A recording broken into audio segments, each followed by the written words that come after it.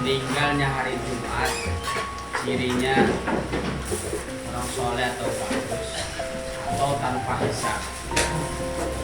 Ketika orang yang meninggalnya ini bukan ahli ibadah, apakah tidak dihisab atau menjadi tanyakan? Jadi orang agak sholat, agak ngaji, hidupnya nggak normal dah, kayak kita misalkan sholat. Maka ketika meninggalnya di hari Jumat, apakah dia memang tidak ada hisab? Untung banget dia ya, gitu. Dia ngiri kita, ini maka pertanyaannya iri dah itu. Oh begitu ya. Kira-kira kita yang begitu terus apa dihisab tanpa hisab langsung masuk surga? Apakah ada perhitungan kembali tadi? Ya, nggak ada yang salah. Ucapan Nabi nggak ada satupun yang salah. Hadis yang dikeluarkan oleh Nabi nggak ada satupun yang meleset. Tetap apa yang diucapkan oleh Nabi memang betul-betul yang hak. Ya, wa ma yantiqu 'anil hawa in huwa illa wahyun yuha. Aku tidak bertutur kata dengan hawa nafsuku, melainkan tutur kataku itu adalah wahyu dari Allah. Itu semua hadis yang dikeluarkan oleh Nabi benar juga. Nah sekarang kitanya yang menalar hadis tersebut. Bagaimana nih? Kan kita anggap orang tersebut ahli maksiat. Itu menurut siapa? Menurut kita, mata kita. Tapi adakah kita melihat kalau orang tersebut sholat ternyata? Melihat nggak? Nggak melihat. Ingat dulu kejadiannya orang pelacur yang gara-gara masukin anjing sama minumin anjing dia masuk. Benar nggak kejadiannya? Itu gara-gara apa itu? Nolongin anjing, begitu doang. Kita tahu nggak amal ibadah dia? Nggak tahu. Itu sebetulnya dia sudah ibadah juga. Nah orang yang meninggal hari Jumat pun begitu. Dia hakikatnya udah ibadah tapi kita nggak tahu. Ada rahasia-rahasia ibadah yang dia kerjakan yang kita nggak tahu. Akhirnya orang tersebut dimudahkan untuk wafatnya hari Jumat. Sebagaimana dulu yang kejadian saya pernah kasih tahu sama bapak-bapak. Dulu ada seorang yang tiap malam tempat pelacuran. Ada. Ingat gak ada? Nah tiap malam dia beli minuman keras, mabuk. Ya, minuman keras tiap malam. Setelah itu ditanya, mati dia di tengah jalan. Sebelum mati dia wasiat sama anaknya, Neng, kalau bahasa kita, Neng, nanti yang nyolatin abah ini adalah seorang raja yang alim, soleh, katanya tuh. Terus orang-orang yang sekitarnya itu, orang-orang yang sekitarnya itu, begitu dia mati, ditinggalin jenazahnya di jalan. Kalau perlu ditendang-tendang, ya kalau diakuin jenazahnya tuh, karena orang itu ngelihat dari kasat matanya, dia nggak ngelihat dari batinnya. Matanya doang orang ngelihat ini maksiat. Tiap malam ke tempat pelacuran, tempat malam, tiap malam beli minuman keras. Nah akhirnya dia mati di tengah jalan. Raja lagi inspeksi apa namanya? Nah belusukan. Kalau sebenarnya zaman Jokowi belusukan. Udah kagak dianggap lagi belusukannya sekarang. Ya inspeksi ya. Ya kontrol lah pokoknya.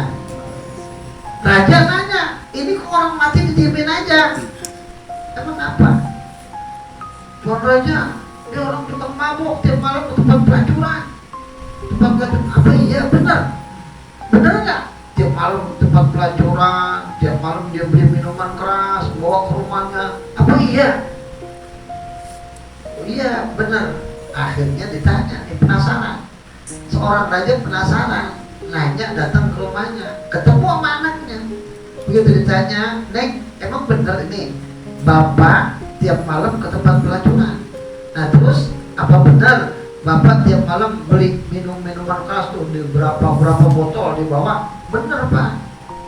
Ternyata Pak, katanya, kata anaknya nih penjelasannya, kalau abah saya masuk ke tempat pelacuran, itu pelacurnya ditanya, perlu duit berapa? Malam ini kamu perlu duit berapa?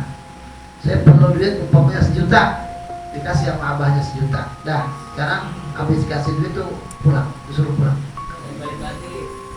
Ya kagak dipakai. Kalau gitu mah kalau 1 juta ya rugi katanya. Ya mau ya? Lah, ngapain? Ini kan begitu ceritanya tuh. Nah, udah dapat duit 1 juta disuruh pulang. Udah pulang. Lu perlu duit berapa? Saya perlu duit cuma 200 doang buat anak saya. Sampai perlu duit 200 itu umpamanya sampai jual diri. Nah, sekarang dikasih 200 pulang. Yang perlu berapa? 300 pulang. Udah semuanya udah dikasih duit udah pulang.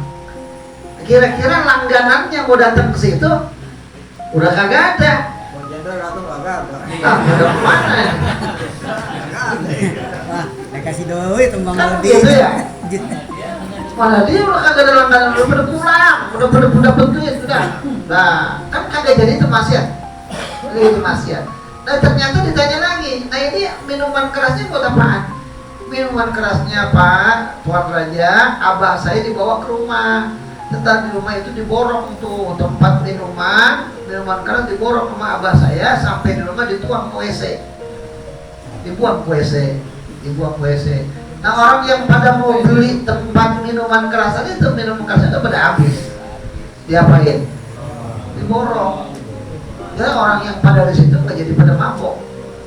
Itulah malamnya kerjaan abah saya Tuan Raja. Masya Allah, kata Tuan Raja, ini wali, ayo sekarang kita urusin. Benar. Yang jadi imam siapa? Raja. Wali dimandiin sama raja, dikapanin sama raja, disolatin sama raja, imamnya dikuburin sama raja. Itu benar. Nah itu kan kita nggak tahu yang begitu.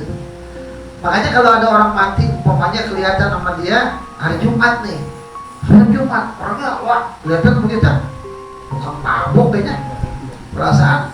Tapi ada amal ibadah yang kita nggak tahu rahasia. Itu yang Allah makanya suka masih sama dia. Nah, seperti pelacur tadi tuh, Allah ternyata masih suka sama pelacur tadi karena orang tersebut ikhlas dalam berbuat. Nah, tapi kita jangan coba-coba kayak gitu. Belum tentu kembali lagi kita. Gak bahaya. Itu mah cerita-cerita yang begini buat orang yang ahli ibadah. Kalau orang yang kagak tukang ibadah jangan diceritain. Jadi gue cerita sama lo, orang tukang mabok, lu mabok aja terusin dah. Gak apa-apa ya, bisa mati dari mabok. Jangan, gak boleh. Ini adalah keberuntungan yang ditunjuk sama Allah.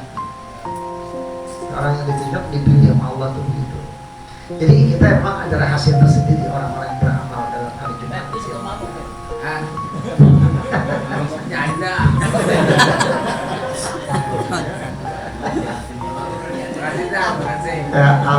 Ya tentu ya. Ternyata ada rahasianya. Jadi kita nggak usah suzon, ya nggak usah iri.